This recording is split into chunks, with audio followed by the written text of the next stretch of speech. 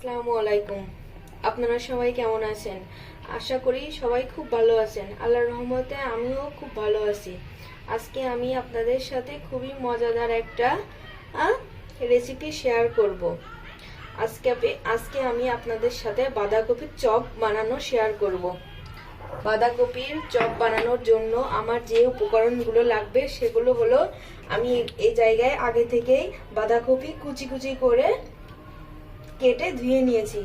এখানে আমি এটা বানানোর জন্য ব্যবহার করব চালের গুঁড়ি, লবণ, কাঁচা লঙ্কা কুচি, পেঁয়াজ কুচি আর বেকিং সোডা।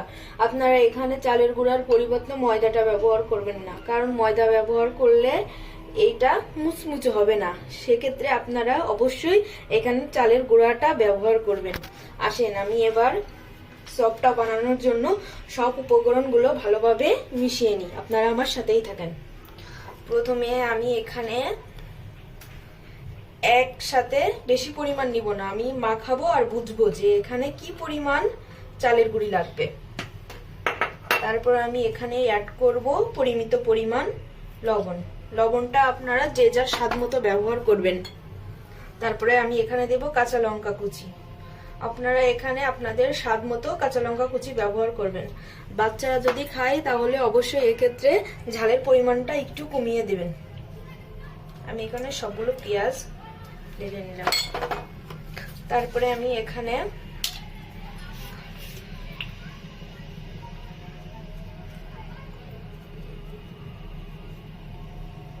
এই দেখেন এতটুকু পরিমাণ বেকিং সোডা ব্যবহার করছি। বেকিং সোডাটা আপনারা ইচ্ছা করলে বাদ দিতে পারেন। এবার আমি হাতের সাহায্যে সবগুলো উপকরণ ভালো করে মিশিয়ে নেব।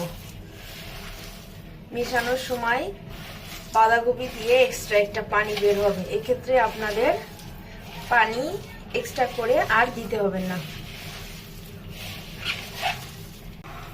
বন্ধুরা দেখেন আমার সবগুলো উপকরণ দিয়ে মাখানো শেষ।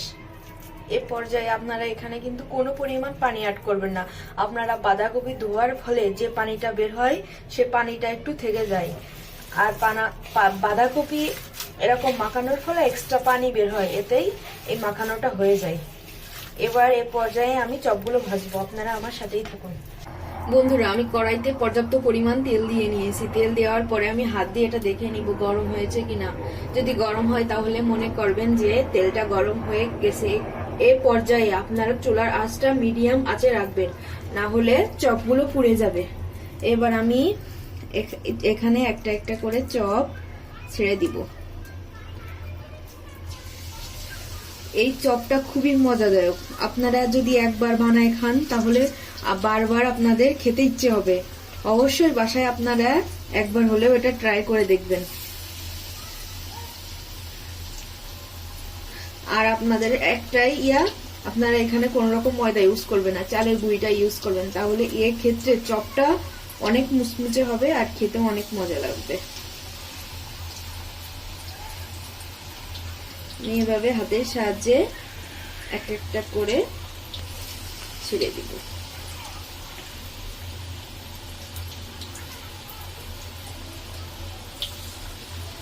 শীতকালে বাঁধাকপিটা বেশি পাওয়া যায়, এই সময়ে আপনারা অবশ্যই এটা বানিয়ে খাবেন, খুবই সুস্বাদু। এটার ভিতরে আপনারা ধনিয়া পাতাটা ব্যবহার করতে পারেন। আমি আজকে আমার বাসায় ধনিয়া পাতা নাই, তাহলে আমি ধনিয়া পাতাটা আজকে ব্যবহার করতে পারিনি। আপনারা ট্রাই করার সময় অবশ্যই ধনিয়া পাতা কুচি করে দিয়ে এটা ট্রাই করে দেখবেন।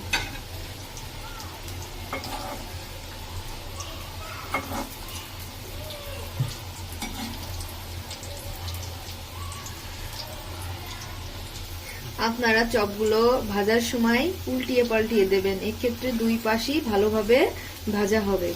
এই দিকে একটু খেয়াল রাখবেন, না হলে এক পাশ করে রাখলে ফিটাটা চপটা পুড়ে যাবে। এক্ষেত্রে খেতে তিতা লাগবে। অবশ্যই আপনারা এইভাবে করে নেবেন।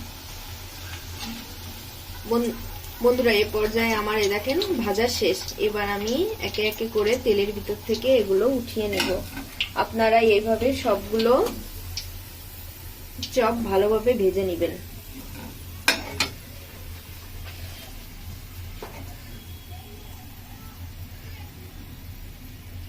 বন্ধুরা দেখেন আমার বাঁধাকপির পাকোড়া গুলো সবগুলো ভাজা শেষ। এমন সুন্দর সুন্দর রেসিপি পেতে অবশ্যই আমার চ্যানেলটি সাবস্ক্রাইব করবেন এবং লাইক কমেন্ট শেয়ার করে আমার পাশে থাকবেন। সম্পূর্ণ ভিডিওটা দেখার জন্য আপনাদেরকে ধন্যবাদ।